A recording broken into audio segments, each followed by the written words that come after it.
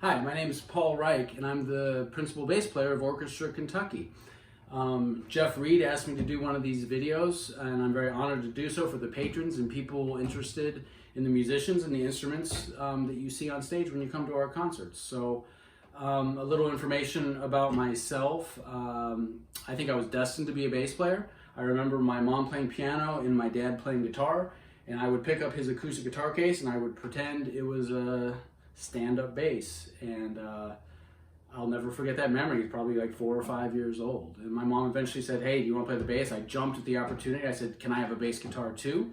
She said, "Well, start on upright and then we'll see about bass guitar." And I practiced really diligently for 6 months, and that Christmas I got a new bass guitar. So I'm very proud to have been a doubler on bass guitar and upright bass basically my entire playing career. I took it very seriously, both of them.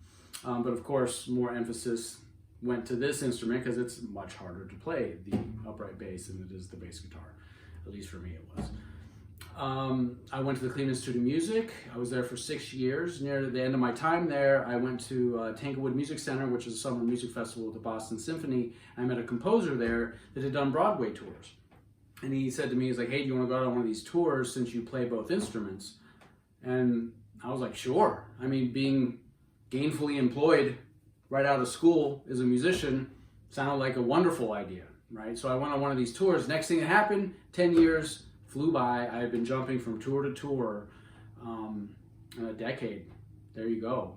But I loved my career doing that, and the networking and all the people I got to meet. But one proud fact of that time being on the road is I've been to all 50 states.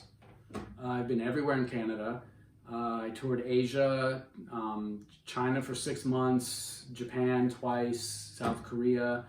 I've toured Brazil. I've been to Santiago, Chile, and a 6-month tour in Europe. So I've been all over. You know, you get into music, you don't know where it's going to take you, and it took me all over the world. So I'm super thankful of that. I met my wife, Uni Choi, who's a wonderful cellist.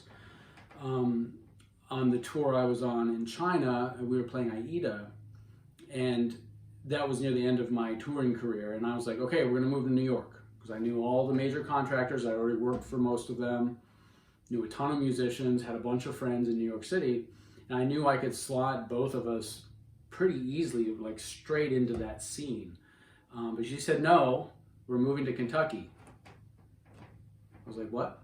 Excuse me? We're doing what now?"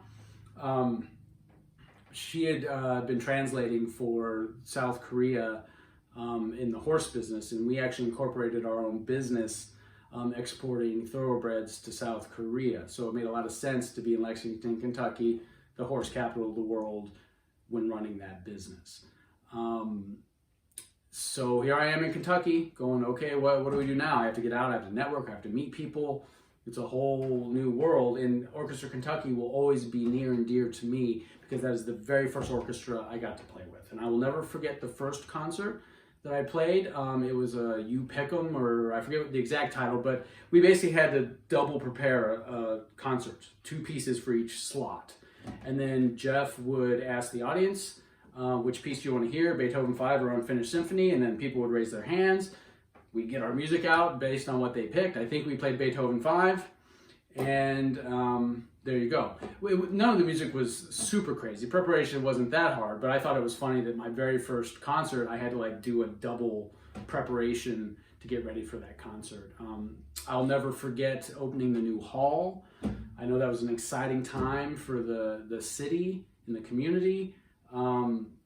We had a rehearsal where we had to sound check the room, and if you look around the purple kind of drapes that are on the side, those raise and lower to, like, you know, have a different acoustic treatment for the room.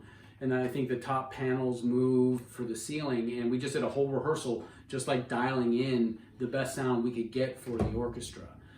That was really neat. And then we turned around and I believe we did Mahler's First Symphony for that first performance in the new hall. So I won't forget that. A masterwork, beautiful new building. It was great.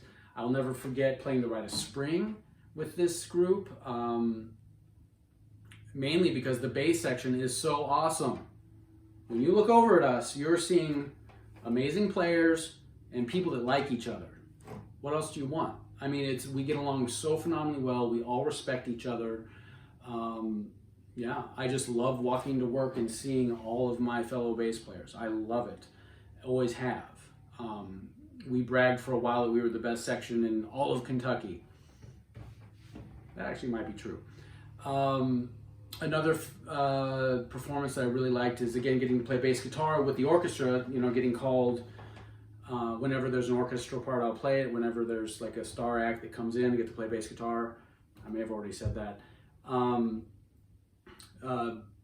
Marilyn McCoo and Billy Davis Jr. That's one that sticks out in my brain. You know, they traveled here and they traveled their entire band except the bass player. So I got hired to kind of be the bass player for the band for that, and it went really great. It was super fun, so I'll never forget that. Great. So, also I'm the bass teacher at UK, EKU, Center, and Asbury. And I sub with the Louisville Orchestra, West Virginia Symphony, Lexington. I'm also principal bass of Cave Run Orchestra. So before all this craziness happened, I was, you know, playing with 5 different orchestras, teaching at 4 different universities, private studio. We have a 3.5-year-old kid and a horse business. Our schedule was nuts, and it was absolutely just surreal and unreal when this pandemic hit. Everything just went thunk, done. We're all at home, and then suddenly everything goes to Zoom, right? I have 4 colleges I'm teaching at. I have to get up and running in my studio. I have a whole setup over here. You have to get the students on board, and you know, and you're like plugging into the matrix, having to teach. You have to reinvent how we taught. You know, you can't write in someone's music. You can't demonstrate, right? Effectively, anyways. And you know, people have different microphones, different setups, and different internet speeds is the big one. Oh man. But we all survived this semester. We got through it. Everyone did great. So yeah, hopefully that's not the boat that we're in next semester. I don't think it will be. Anyways, let's talk about the bass. Let's talk about the names of the bass, okay? I think there's more names for bass than any other instrument. There's string bass, upright bass, contrabass, double bass, doghouse, and my favorite, bull fiddle. My banjo playing grandpa called it the bull fiddle. The reason it's called double bass is if we think of the cello as the main bass string instrument, the bass was there doubling what the cello was an octave underneath. Well, here's the problem. And this is getting to the most asked question I ever get as a bass player, is if you look at my bass, what is this thing? Is always asked. So like, what is that thing at the top of your neck? Some people know it's a scroll. They're like, what is that board of wood? Well, cello's lowest note is a C. Bass's is E. So cellos get down to there. That's our lowest note is the E. So in Baroque music, classical music, actually all music, there's always these, you know, if we're listening to the cello line, it'll like go down to their low note. And if we're playing the same line, we get to an E and then suddenly we have to jump up the octave. That's not fun. No one wants to do that. And so we have extensions. There's different types of extensions. There's mechanical ones that most people don't play anymore. They have like buttons here that control levers, and they're loud and clanky and out of tune, and no one likes them. And then the straight fingered is there's none of these gates, which this is a gated extension that you have to reach back here and play, which I can still do on this gated extension because I just reach up and I have 4 half steps that I get to close these levers, right? So I got E, E flat, D, C sharp, and C. So I can, in effect, tune my low string to whatever notes that I want. And so when we first get a part, we have to look at it and kind of plan ahead. Not many, I don't know of any other instruments that kind of look at their orchestral parts and go, oh, what octave do we play this in? We actually have that choice. We have to pay attention to history. We have to pay attention to good taste. Some of us fail at that.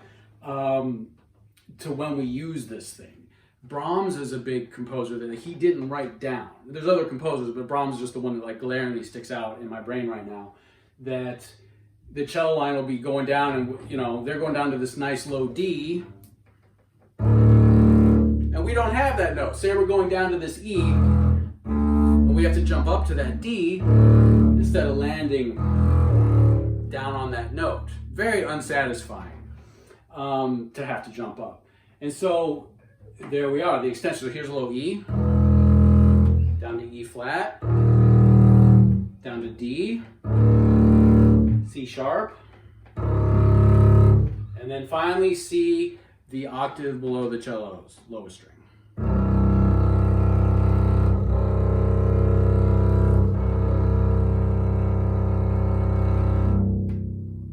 That's really satisfying to just sit there and play that note. You know, we don't do a lot of the flashy stuff all the violins are doing on the other side of the stage, playing the melodies, getting all the adoration of the public. And the bass over there, we're just like hitting these low notes. We're like, yeah, our whole body is shaking.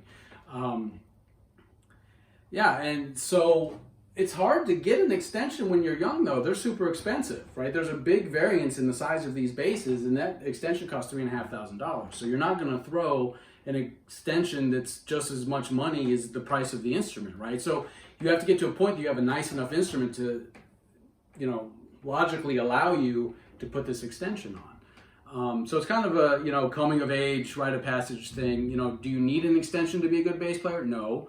But I would say half of the bass section needs an extension, right? For those moments, especially in modern music.